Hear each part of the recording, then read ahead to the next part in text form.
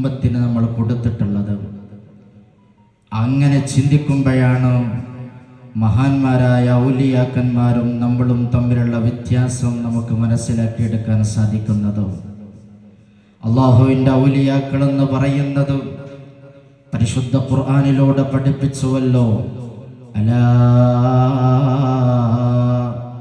ഇന്ന ഔലിയാ അല്ലാഹി ലാ ഖൗഫുൻ അലൈഹിം വലാ ഹും യഹ്സനൂൻ അല്ലദീന ആമനൂ വകാനൂ യത്തഖൂൻ. പരിശുദ്ധ ഖുർആൻ അല്ലാഹുവിൻ്റെ ഔലിയാക്കളെ പരിചയപ്പെടുത്തുകയാണ്. അലാ ഇന്ന ഔലിയാ അല്ലാഹ് ലാ ഖൗഫുൻ അലൈഹിം വലാ ഹും യഹ്സനൂൻ. ആരാണ് അല്ലാഹുവിൻ്റെ ഔലിയാക്കന്മാർ? ആരാണ് അല്ലാഹുവിൻ്റെ മഹാന്മാരായ മശായിഖന്മാർ? അവർക്ക് യാതൊരുവിധ ഭയമോ ദുഃഖമോ അല്ലാഹു നൽകുന്നില്ല. എന്തുകൊണ്ടാണ് അവർ ഔലിയാക്കന്മാരായത്? ദുന്യവിയായ വിഷയത്തിൽ എന്തൊരു വലിയ പ്രശ്നം വന്നാലും പ്രയാസം വന്നാലും പ്രതിസന്ധി വന്നാലും അതിനെക്കുറിച്ച് ചിന്തിച്ച് ഭയപ്പെടുന്ന ഒരു ജീവിത ശൈലിയേ അല്ല മഹാന്മാരായ ഔലിയാക്കന്മാർക്കുള്ളത്. വലാഹും യഹ്സനൂൻ. അവർക്ക് യാതൊരുവിധ ദുഃഖവും ഉണ്ടാവുകയില്ലെന്ന് പരിശുദ്ധ ഖുർആൻ. ദുനിയാവിൽ എന്തെങ്കിലും സംഭവിച്ചു കഴിഞ്ഞാൽ, വലിയ ആഫത്ത് മുസീബത്തുകൾ വന്നു കഴിഞ്ഞാൽ അതിനെക്കുറിച്ചൊരു പേടിയില്ല, ബേജാറില്ല. കാരണം ഇന്ന ലില്ലാഹി ഇബാദൻ ഫുതനാ തല്ലഖുദ് ദുനിയാ വഖാഫുൽ ഫിതനാ നളറു ഫീഹാ ഫലമ്മാ അലിമൂ ഇന്നഹാ ലൈസത് ലിഹയ്യിൻ വതനാ. മഹാന്മാർ ഔലിയാക്കന്മാരെ കുറിച്ച് പരിചയപ്പെടുത്തുകയാണ്. ഇന്ന ലില്ലാഹി ഇബാദൻ ഫുതനാ. അല്ലാഹു സുബ്ഹാനഹു വ തആലക്ക് ബുദ്ധിമാന്മാരായ ചില അടിമകളുണ്ട്. തല്ലഖുദ് ദുനിയാ. അവർ ദുനിയാവിനെ ത്വലാഖ് ചെയ്തിട്ടുണ്ട്. എന്തുകൊണ്ടാണ് അവർ ദുനിയാവിനെ ത്വലാഖ് ചെയ്തത്? വഖാഫുൽ ഫിതനാ. ദുനിയാവിൻ്റെ ഫിത്നകളെ ഭയന്നതുകൊണ്ട്. നളറു ഫീഹാ ഫലമ്മാ അലിമൂ. അവർ അല്ലാഹുവിൻ്റെ ദുനിയാവിലേക്ക് നോക്കിയപ്പോ ഇവിടെ ശൂന്യമാണ്, ഇവിടെ ഒന്നും നിലനിൽക്കുന്നതല്ല.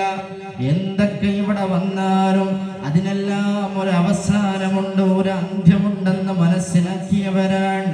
അതുകൊണ്ട് ഈ ദുനിയാവ് ശാശ്വതമല്ല എന്ന് അത്യാഗ്രഹം പഠിച്ചു പോയതാണ് അവര്. അതുകൊണ്ട് അവർക്കറിയാം ദുനിയാവിൻ്റെ ജീവിതത്തിൽ എന്തൊക്കെ വിഷയങ്ങൾ വന്നാലും പ്രയാസങ്ങൾ വന്നാലും ഭയപ്പെടേണ്ട ആവശ്യമില്ല എന്ന് അങ്ങനെ മനസ്സിലാക്കി ജീവിക്കുന്നവരാണ് അല്ലാഹുവിൻ്റെ ഔലിയാക്കന്മാർ.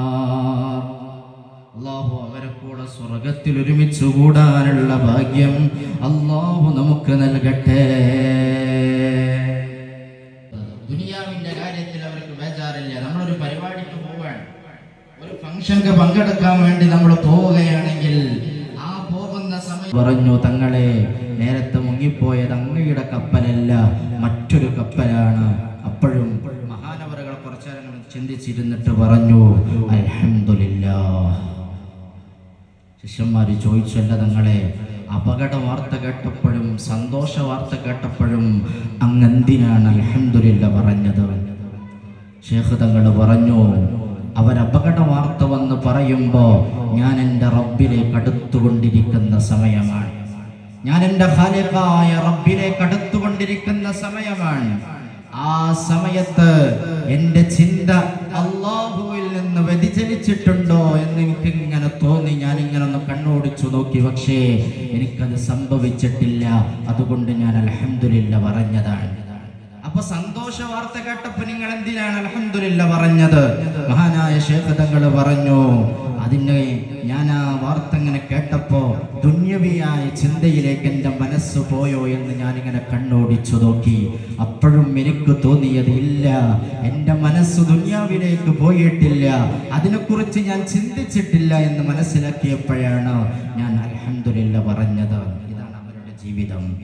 നമ്മൾ ഒരു ദിവസം 17 തവണ പരിശുദ്ധ ഖുർആനിൽ സൂറത്തുൽ ഫാത്തിഹ ഓതുന്നുണ്ട്.